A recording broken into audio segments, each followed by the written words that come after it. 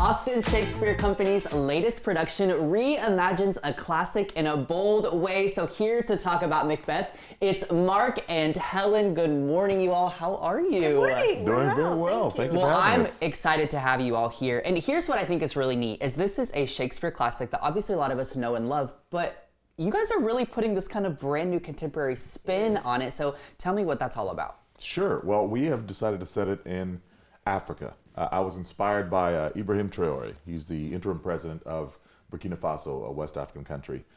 Military leader that took over and really we're trying to figure out how to relate that ambition, that strive for power. And it's set the day after tomorrow. That's the direction our director gave us. I love that. It's in the future, but very contemporary. Yeah, and the day after, it's like a little elusive. Like, Exactly. you're like, I'm not entirely sure what that means, but I'm into it. You know, I think it's kind of lovely. Now, how long have you guys been in rehearsals thus far for this? About 4 weeks. 4 weeks, yeah. 4 weeks? Yeah, about 4 weeks. We got a few ice days that we had to do online. On but Zoom. You were telling me that, which I think is Couple incredible. I think I love that. And how big is the cast? 16 to 16 or 17. So a decent sized cast, Pretty solid. Lots of friendly faces. Yes. I love that. Okay, so Mark, tell me, what's it been like preparing for the role of Macbeth in this kind of special way? Well, I'm very fortunate because this is my third time actually performing Oh, Macbeth. wow. The first time was in 2008. The second time was in 2016 with this awesome actor, and we're getting to work together again. So a lot of the groundwork has already been laid. Now it's just really digging deeper. And the fact that I was able to actually propose this idea to my director only came with the confidence of having done it before. Yeah. So the preparation has been really enjoyable this time, actually. I love that you're like almost growing with the role, right? Do you feel Exactly. like you learn something new each time? Oh, definitely. I mean, I'm 51, but it's you do things differently at 51 than you do at 33. Sure. You move differently. Life experience, and you have too. life experience, Yeah. exactly. So you can tap into more psychology and tap into more empathy and more life experience. Yeah. That's really fascinating. Now, Helen, for you kind of play his right-hand woman, Lady Macbeth. Yes. So what do you feel like this role requires of you?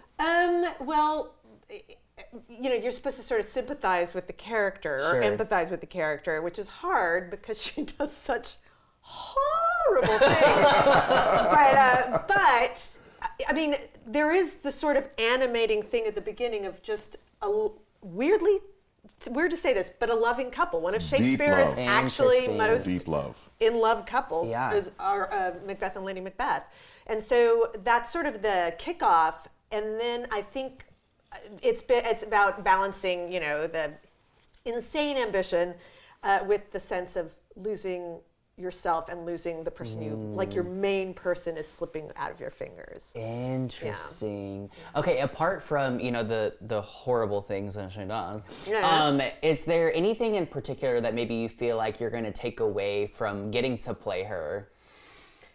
I mean, it's funny because, like he said, we did this 10 years ago, Yeah. and we're not exactly the same couple. Yeah, a little different. A little different, and I feel like because I am a woman of a certain age, I'm actually older than Mark. Doesn't look it. Not That's at very all. nice, but there's that sense of like a woman in her advancing years, Sure. and that sense of like having a shot put in your hand, Yeah. and navigating that. I'm taking from it, first of all, you're not done. Yeah. You get past 50. Yep. And second of all, but what you do with not done is up to you, and it is a big deal. You don't get to clock out on thinking just because you've Yeah. passed a certain not at all. goalpost. Yeah, I really like that though, because I do think that like aging becomes a harder concept for a lot of people, even for younger folks. You know, like hitting 30, everyone's Yeah. like, oh my gosh, my life's over. Yes, yeah. I haven't reached the goals I wanted, but I think this is proof that that doesn't really matter. No. Yeah, so I think that's really special. Now, in, you know, what ways or messages do you kind of hope the audience takes away from y'all's production of this? Yeah, I think that ambition can lead to corruption. You know, no matter what goals you strive for, you should always strive for goals. But if you strive for goals without regard to any of the consequences, you end up in a very bad place. And that is true globally, that's true nationally. Yeah.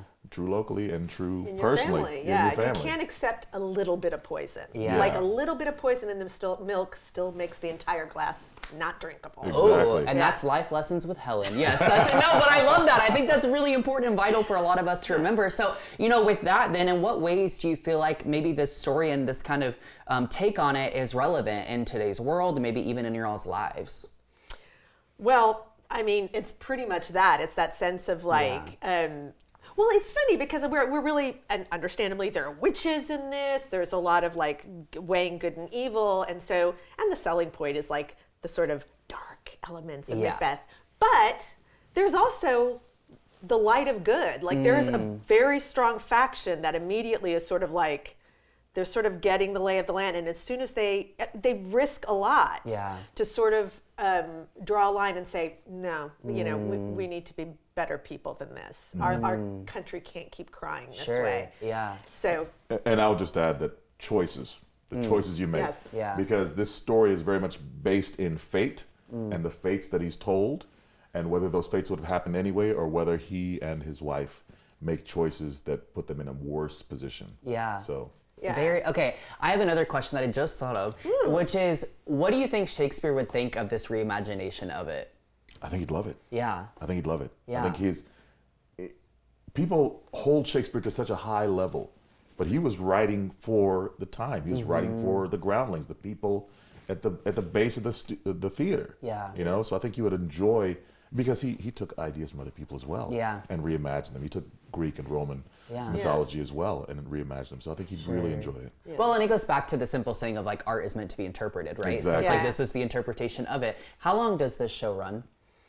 Only 3 weeks. 3 weeks. 3 Yes. weeks, so not long enough, No. but March enough 1st. for people to go and Yes. check it out. How can Yes. people get tickets? Always go to austinshakespeare.org. Okay. Yeah. Very You can cool. also go to the Long Center website, but go to austinshakespeare.org. I love that. Well, Mark and Helen, thank you guys so much my for gosh, being here. thank This you. was so Thank much you. fun. It's so Yes, much fun. Austin Shakespeare. You guys have to check it out. And for tickets and more information, visit austinshakespeare.org.